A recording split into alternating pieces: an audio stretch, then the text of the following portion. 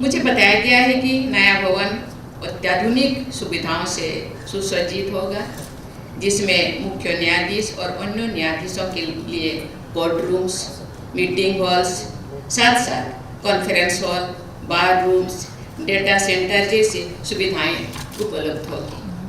मुझे ये जानकर अत्यंत प्रसन्नता हो रही है कि इस भवन में महिला अधिवक्ताओं के लिए भी एक अलग बार रूम प्रस्तावित है। मुझे विश्वास है कि ये व्यवस्था न केवल महिला अधिवक्ताओं के लिए बल्कि महिला वादकारियों के लिए भी सुविधाजनक होगी। महिला का सशक्तिकरण एक समावेशी भारत के लिए अत्यंत आवश्यक है। पिछले सप्ताह ही संसद में महिलाओं के लिए केंद्र और राज्य के सदनों में 33% सीटें आरक्षण करने का अधिनियम पारित हुआ है। मुझे विश्वास है कि महिलाओं के राजनीतिक सशक्तिकरण के ये पहल अत्यंत क्रांतिकारी होगी। मुझे बताया गया है कि उच्चतम न्यायालय में करीब 9% और उच्च न्यायालय में लगभग 14% महिला न्यायाधीश है। न्यायपालिका भी समाज का ही एक हिस्सा है, इसीलिए मुझे लगता है कि यहाँ भी महिलाओं की समुचित भागीदारी होनी चाहिए। मेरा मानना है कि महिलाओं में न्याय करने का नैसर्गिक भाव होता है, इसीलिए कहा जाता है कि एक माँ अपने बच्चों के बीच भेदभाव नहीं करती है। न्याय देने की प्रक्रिया किसी एक गणितीय सूत्र पर आधारित नहीं है। न्याय प्रशासन में पुस्तकीय ज्ञान के साथ साथ व्यवहार बुद्धि का प्रयोग भी अपेक्षा होता है। इस प्रक्रिया में भावनाएं, परिस्थितियां और संवेदनशीलता जैसे अन्य आयाम भी महत्वपूर्ण होते हैं। इसीलिए न्याय व्यवस्था में महिलाओं की अधिक से अधिक भागीदारी न्यायपालिका के भी हित में होगी।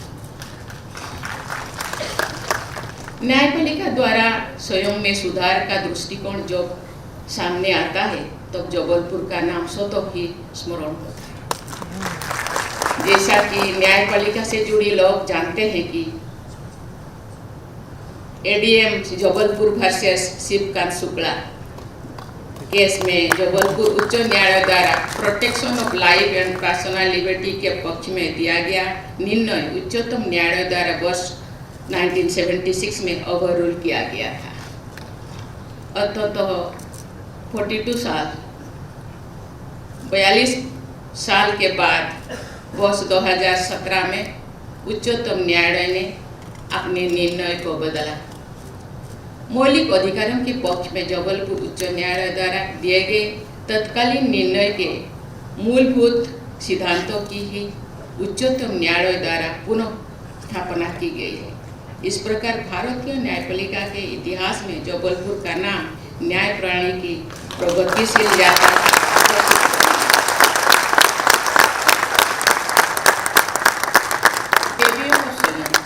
न्यायपालिका से जुड़े प्रत्येक व्यक्ति का आम जनता को सरल, सुलभ और त्वरित न्याय उपलब्ध कराने का लक्ष्य होना चाहिए।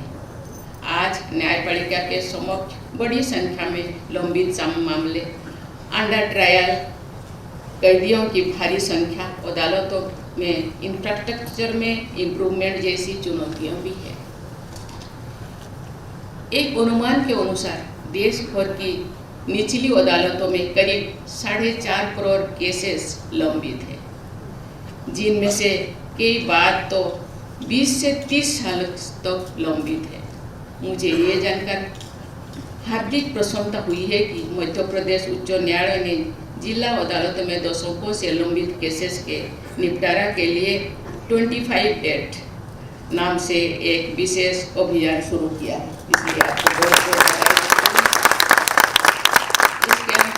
जिला न्यायपालिका के प्रत्येक न्यायाधीश को अपने न्यायालय में 25 सबसे पुराना मामले को नियमित आधार पर निपटाने के निर्देश दिए गए हैं। मुझे बताया गया है कि इस अभियान के माध्यम से वर्ष 2022 के अंत तक 97,000 केसेस कि उससे अधिक मामला निपटारा किया गया। मुझे इस उपलब्धि के लिए मध्य प्रदेश न्यायपालिका से जुड़े सभी व्यक्तियों की सराहना करती हूँ और आशा करती हूँ कि वे इस प्रक्रिया को और भी आगे जारी रखें। अदालतों में लंबित केसेस की अधिकता के कारण विचाराधीन कैदियों की भारी संख्या जेलों में रहने की मजबूरी है। मैंने पहले भी कई अवसरों पर कहा है कि ऐसे विचाराधीन कैदी जो छोटे मोटे अपराध के लिए जेलों में बंद है, उनके बारे में न्यायपालिका, सरकार और पुलिस प्रशासन को सोचना चाहिए और कोई समाधान की रास्ता निकालना चाहिए। ये पंच परमेश्वर का देश है, जो माननीय मुख्यमंत्री भी कहे। यहाँ न्याय की परिकल्पना ग्रामीण व्यवस्था से ही शुरू में थी।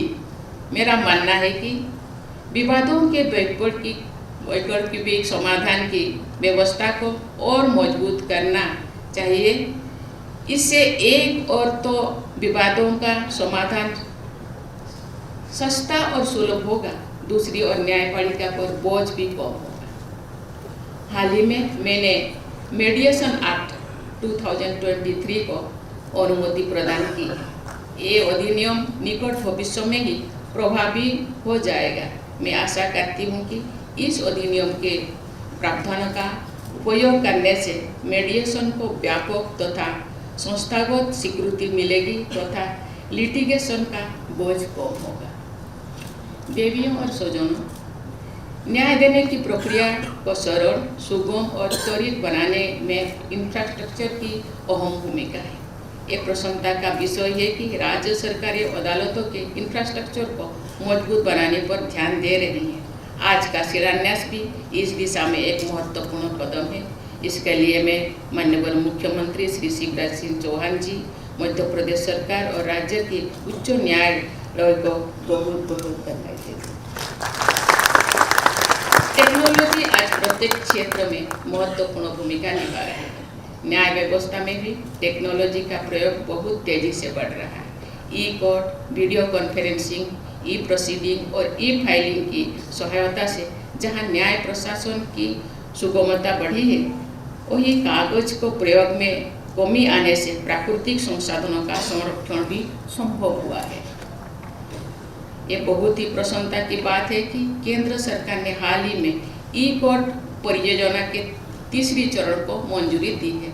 मुझे विश्वास है कि इस चरण के सफल कार्यान्वयन से न्याय प्रणाली सभी स्टेक होल्डर्स के लिए और अधिक सुलभ, कैफियत, विश्वसनीय और पारदर्शी बन जाएगी। अदालतों के निर्णयों को स्थानीय भाषा में उपलब्ध कराना न्याय प्रक्रिया को सरल और सुगम बनाने में अत्यंत महत्वपूर्ण है। मुझे प्रसन्नता है कि इस दिशा में निरंतर प्रयास हो रही है। इस प्रक्रिया में भी टेक्नोलॉजी का प्रयोग बहुत महत्वपूर्ण भूमिका निभा सकता है। देवियों और स्वजनों, हम सब लोगों पर समाज का ऋण है।